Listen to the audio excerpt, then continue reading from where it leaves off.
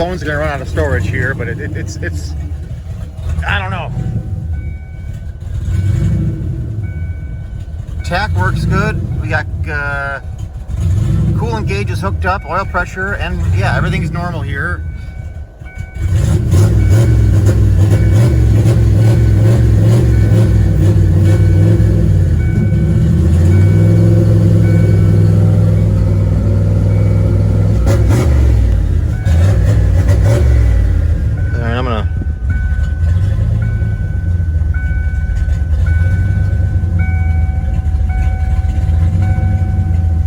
Foot's off the gas. It's on its own now.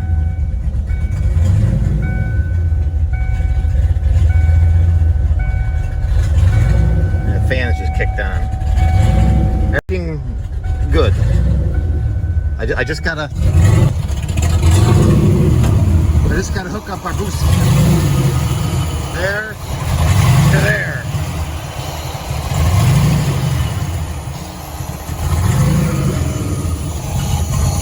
And then I got to hook up the down pipe to the Y pipe here.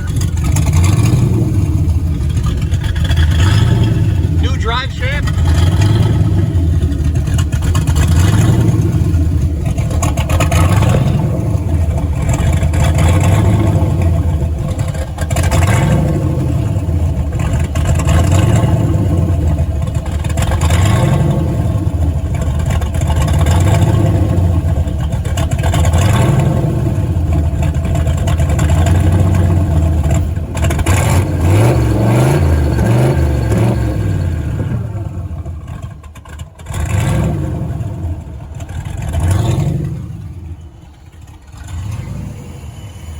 Okay, that's enough fun. Yeah, it's cooling good. The fans are kicking on and off.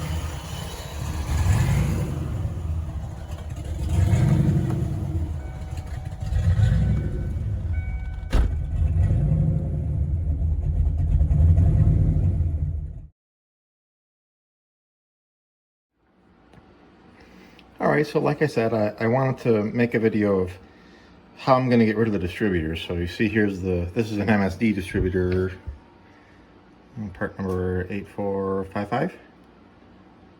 It came with the car. I guess it's an upgrade. There's nothing wrong with it. It runs fine, but I just I won't need a distributor anymore because we're running LS coil packs. So this is kind of what I was researching. This device came off of the 2000 Ford Explorer that our cylinder heads and balancer and stuff came off of, so I figured I would grab this as well.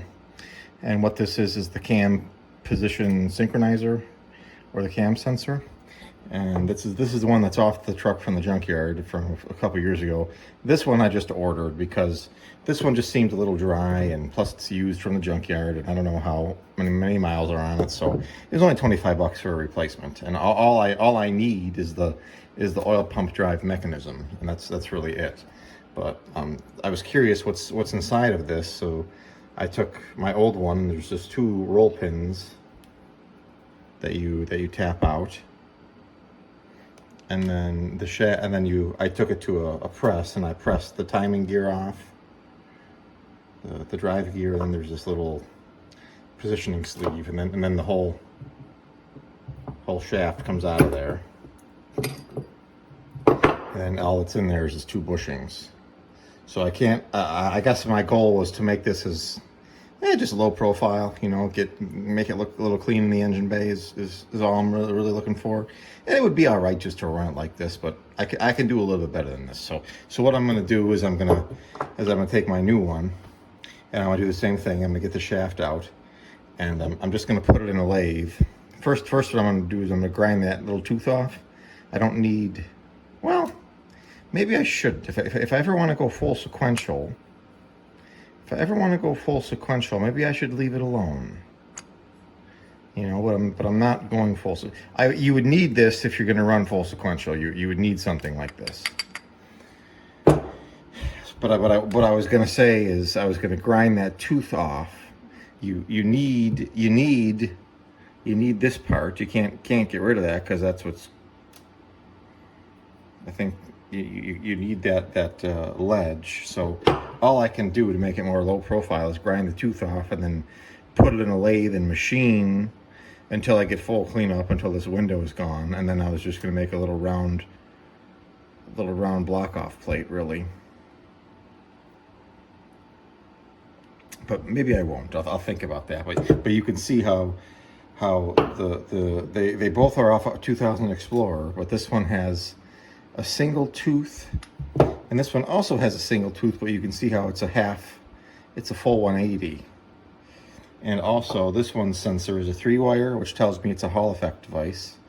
It gets power, ground, and then sensor wire, whereas this one only has 2 wires, which tells me it's an inductive device. So this outputs a sine wave. This would output a square wave, which is why we need to run our signal conditioner to condition the signal of this sine wave to be an on-off square wave. But we aren't going to be running that. I'm just giving you the difference between these two parts. But for what we're going to be doing, we don't need this. So I wonder if I should do what I said. I think it'll be okay. Why don't I go ahead and do that?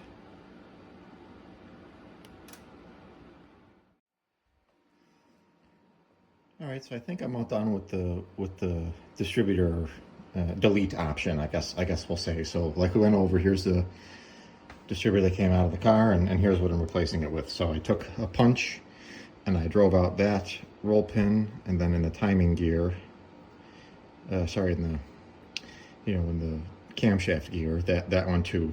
And then I used a press and pressed. This gear is tightly pressed on there, but this little collar is much looser. So, and that makes sense because I guess I feel more comfortable with this gear grabbing onto that shaft a lot harder, because that's what's going to be driving the oil pump with that 5/16 hex. So, and then you can see I took that little tooth and I ground it off, and then I put once you take those 2 roll pins out, this whole shaft, this whole rotor slides right out.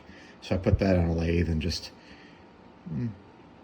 not my best work. I was using a very dull cutter, but then I took a piece. I was looking around the machine shop I just wanted a disc of aluminum, but all I could find was this.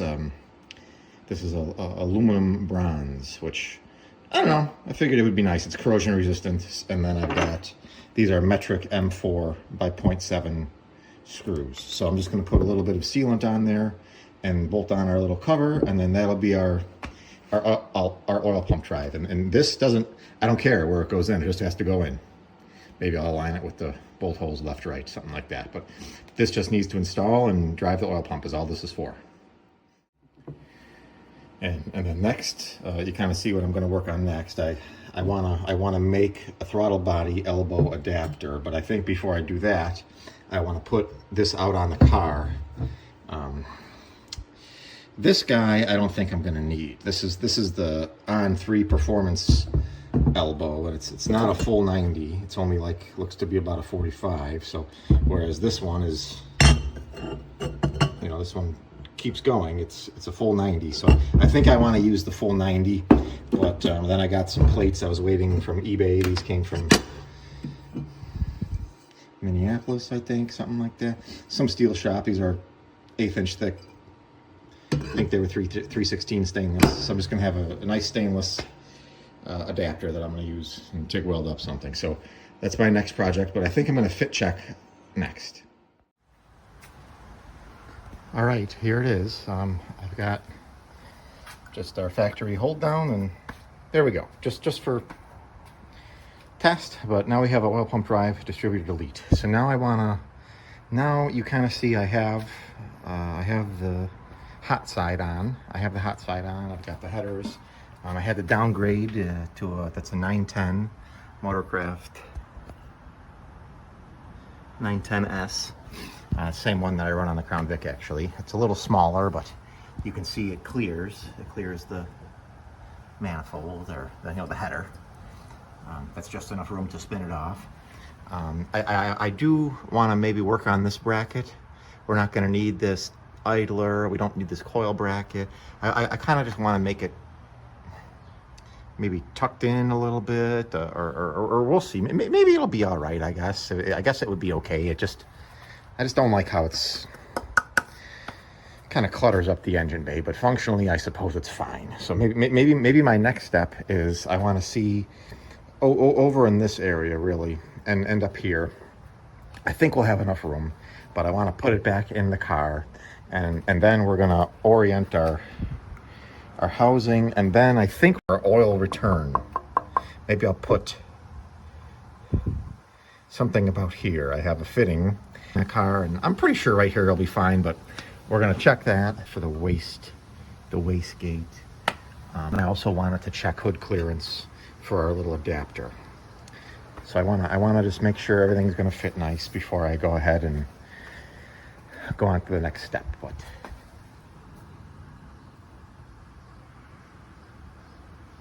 yeah, that's just all that has to do is prevent this from rotating, that's all. Okay, so I think we're gonna get our engine lift and chain. And I also am curious about putting this back in to see if the CCRM is gonna clear. We talked about that earlier. I don't know if I'm gonna run that CCRM or not, but that's another step that I wanna check. All right, so we're getting ready to put the motor back in the Mustang, just as a test fit.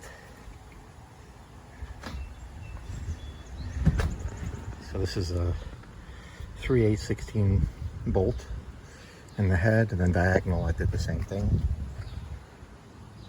And then we're just gonna see, just test fit. I got the whole harness out.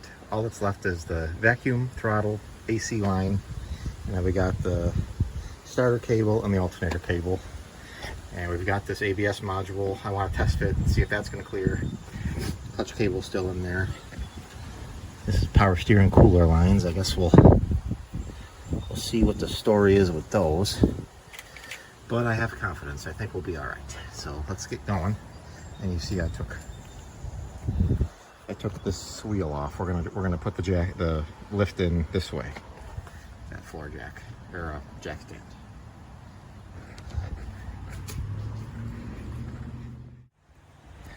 Can't see how far off.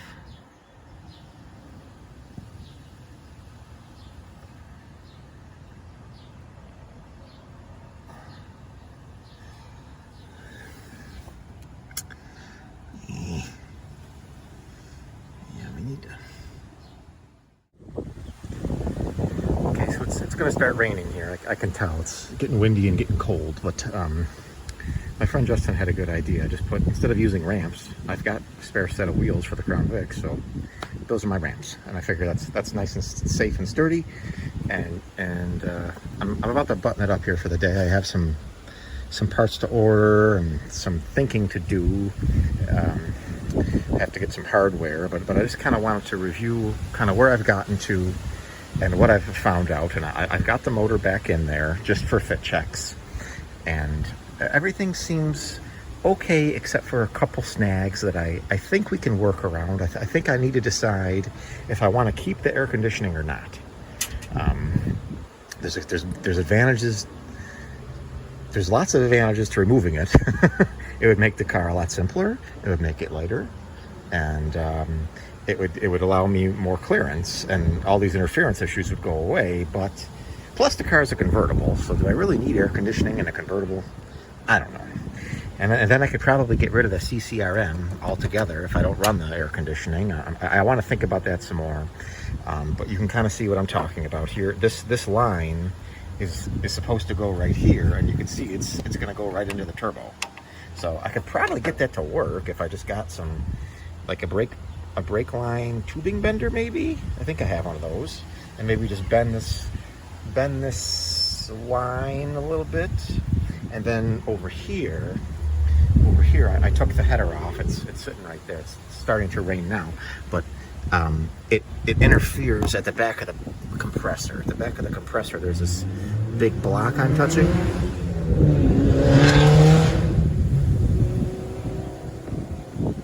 I think that was a Mitsubishi or something going by. But here's the block I'm talking about, and with the header on, it just interferes.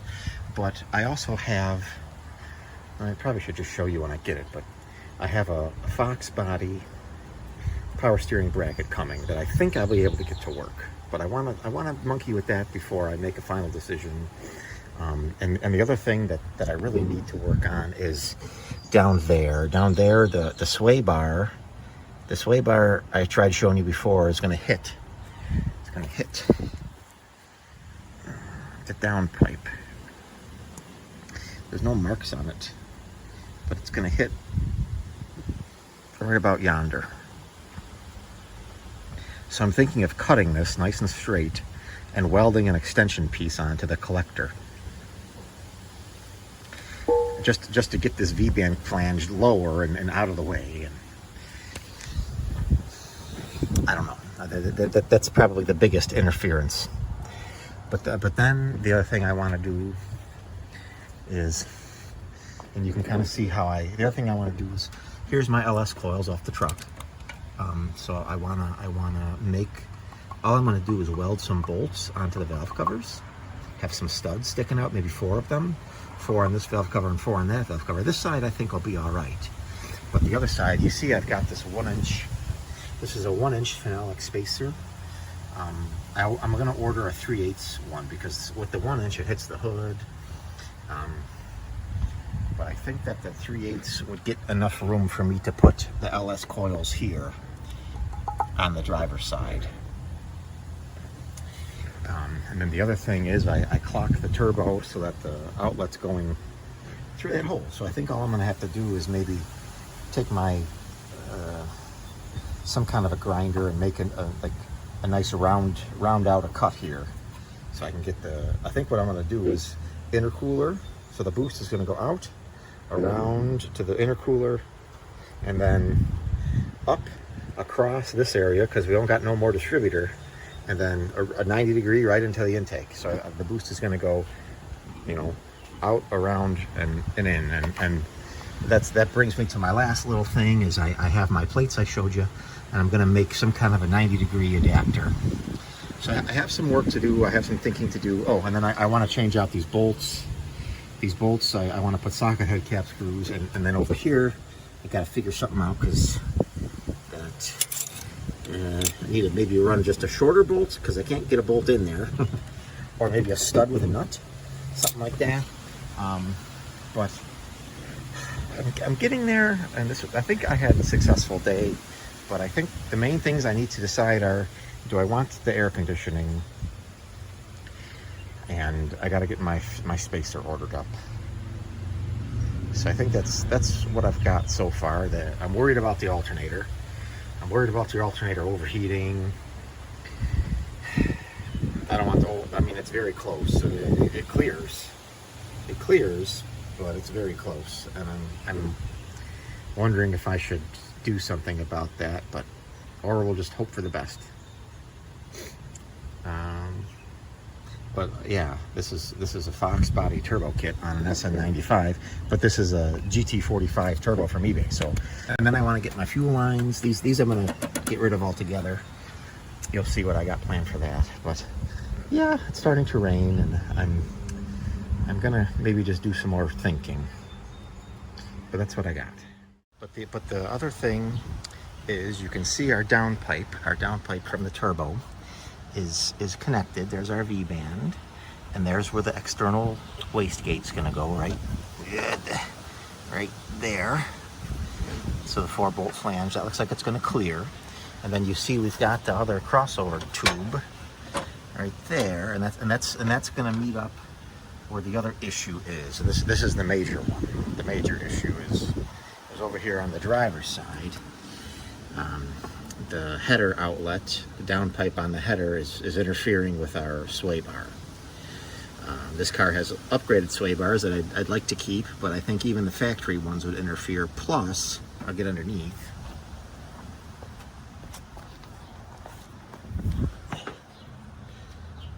Right here, you can see what I'm talking about. The clutch cable, don't worry about that. That's not going to be a problem. But you can see it's hitting the sway bar. And then it's going to go right where the power steering lines go. So I'm wondering if I think I could probably just bend the power steering lines, and maybe that would clear. And then I'm thinking of remember that this is a Fox body header kit that I'm putting on an SN95. So I knew some modifications may be needed, but I guess this is minor. But I'm thinking of cutting that V-band flange and extending it maybe just an inch, something like that, or maybe put an angle on it, or I'm gonna have to do some welding, I think, to get our crossover tube to hook up. But that's kind of what I'm working on. What else can I show you? I got my next step. All right, so I'm just trying to keep progress going here, and you remember when we pulled the LS coils from the junkyard? Remember, these are off of was it an 03? I think it was an 03 Silverado Z71 5.3 liters. So here's the bracket, and all I did was I on the back side of it, there used to be like a little nub that I think piloted into the cylinder head, aluminum valve cover out on the Chevy motor, but I just wanted a flat surface, so I ground that flat. And then I also drilled these holes out. I think that they were metric. They're a little bigger than 5/16. And there was a little hole here, and then there was a hole, this tab, there was a little tab here, and then there was a hole here. So those were for like wire, I think those were wire holders for like the fuel injectors and stuff like that on the 5.3, but we don't need them, so we cut that off. And you can kind of see I'm putting it back together. So here's, here's the coil pack. This is, notice that there's, we already went over this, but there's 1, 2, 3, 4 wires. You have 12 volt power and ground, so that's 2 of the wires. Then you have sensor ground, and then you have the trigger wire. So basically 2 wires for the trigger, 2 wires for the coil. And this is a smart coil. And in case you're wondering, the long bolt goes on top, and the short bolt goes on the bottom. So we're just going to get that going. And you can see what I did to the valve cover is I just TIG welded on some stainless 5/16. These are 5/16 18, 1 inch long stainless bolts. Yeah, I know the valve cover isn't stainless, but the weld is going to be painted. We're gonna paint the weld, and you can see that we're gonna fit our. There we go. We're gonna fit our bracket right on there, and it just seems to be about how many washers you're gonna put, for the spacing. But yeah, so let me get the 4th one on, and then I'll show you when it's all done. But yeah, now we have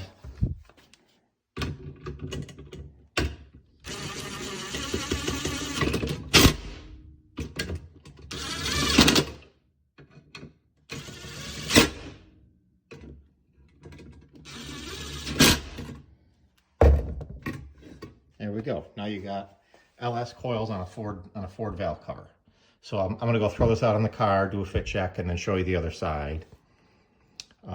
So we'll get to that in a minute. But then the other thing I wanted to show you was a couple things. We've got our factory.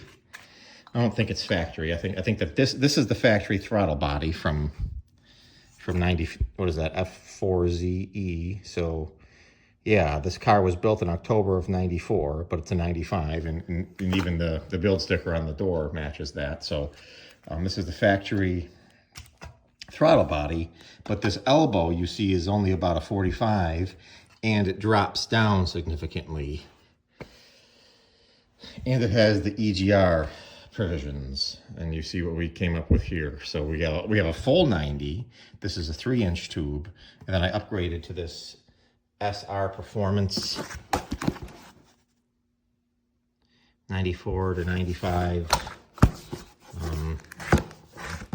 Here's our over here. SR Performance 75 millimeter throttle body. So the throttle body from Ford is only about 60 millimeters. I don't know if I needed to buy this, but I kind of got a little trigger happy, and I went ahead and got it anyway, and it clears. Here's the factory idle air control valve and your factory throttle position sensor, and yeah, now we have a 75 millimeter opening. I believe the outlets are the same size. Sorry, the inlets are the same, yeah. Same size. But you can see how it kind of like necks down.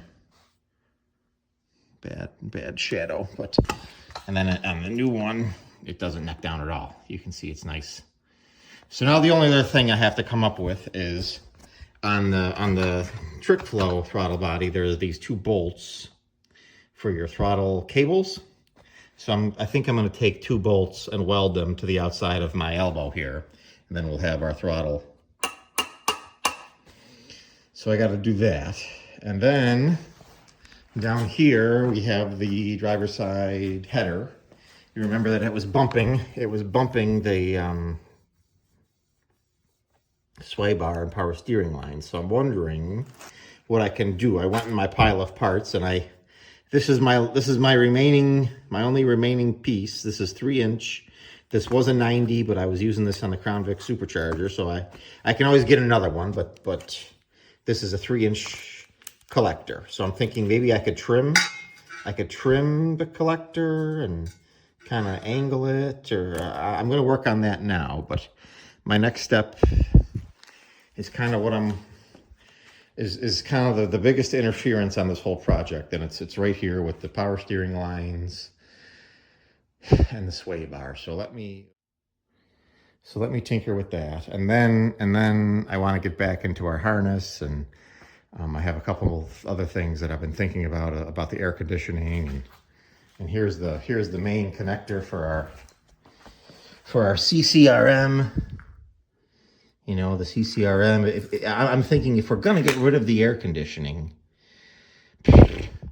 I really don't need anything really on kind of on this side of the harness. This, except for these 2 connectors, I don't know what they're for. These 2 ones, we got to dig into that. But everything else, I think we're getting there. So, all right, so we're back out in the car. You see we got our valve cover installed, just set back in place, and there's our air conditioning line is in the way, so maybe I'll try and, yeah. So now you can see there's some LS coils on a small block Ford. I think it's been done before, but these are the E7 heads. I'm going to be running the GT40P heads, which I think the spark plugs kind of come straighter out, but the spark plug wires are, you know, stock off the Chevy. But I think I might need to get a different set of wires with different boots. But I'm mostly just worried about, you know, here they are on the valve cover, and then over here on the passenger side, you see I've got the same thing, except there's this oil fill. There's this oil fill, and then the valve cover kind of has this transition to it. But I use the same method. I just put a different.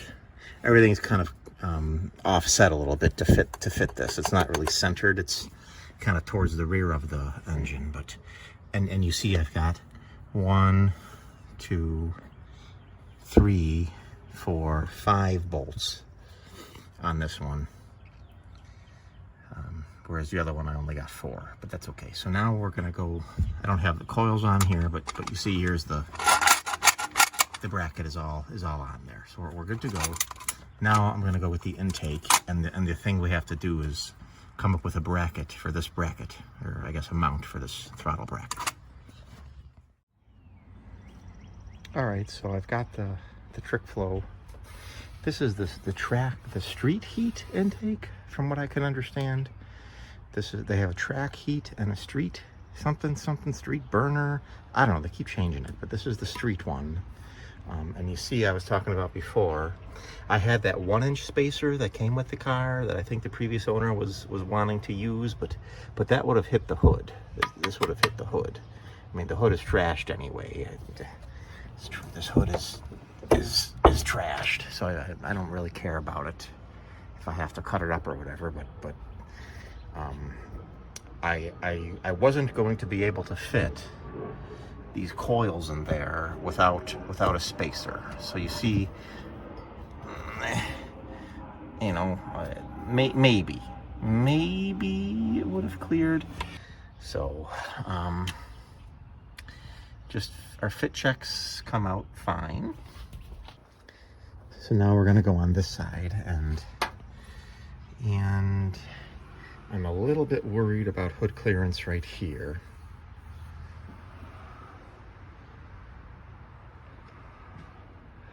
But I think it does clear. So now we have to make our bracket. Our bracket for our bracket. So another thing that we talked about, and I have the part now, is this big bracket. This bracket, it has 3 bolts that go into the head. I took 2 out. 1, 2, and then there's the 3rd one there. Remember, the engine block and heads are American thread, so this is a 5/8 head. And I want to get the air conditioning compressor out and the power steering pump out and reassess, because like I said, this big bracket, I don't like it. And I don't know, I don't think I'm going to be running the AC. I'm not sure, but I don't think I'm going to want to. It seems to be more hassle than it's worth. But we're still in the figuring phases, so let's just get that bracket out. Okay, so I got the power steering and air conditioning bracket out. I'm test fitting my Fox body one. 2 of the holes line up. The pump doesn't fit in here. It's too deep. So I guess I'm wondering about that. I guess if I had to space it out, I could do that.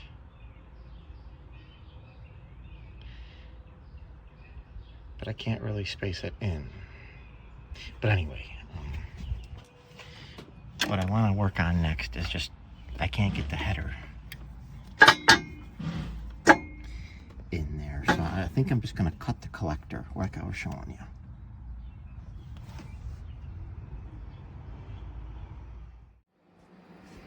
Okay, so I used my trusty Harbor Freight grinder and cut our collector. The collector's still there. Here, I tried to do my best and cut a nice straight line. I mean, it's not, and then plus there was one of the O2 bungs. We're not going to need that. So you can see here's our 3-inch elbow. Maybe we'll be able to use this, but it seems to match up good enough for our purposes. You know, 3-inch. We're gonna have, so maybe we can do something with this.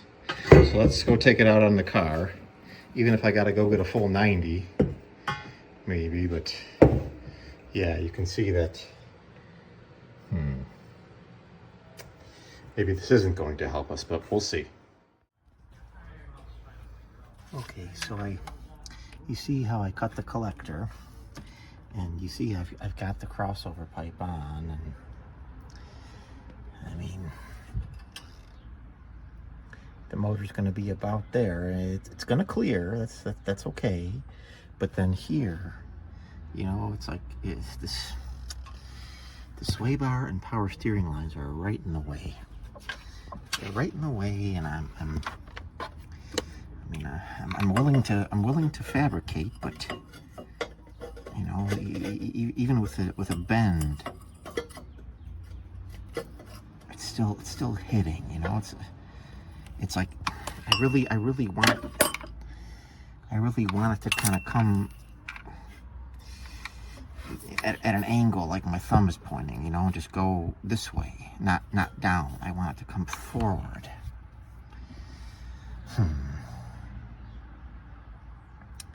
Let me think.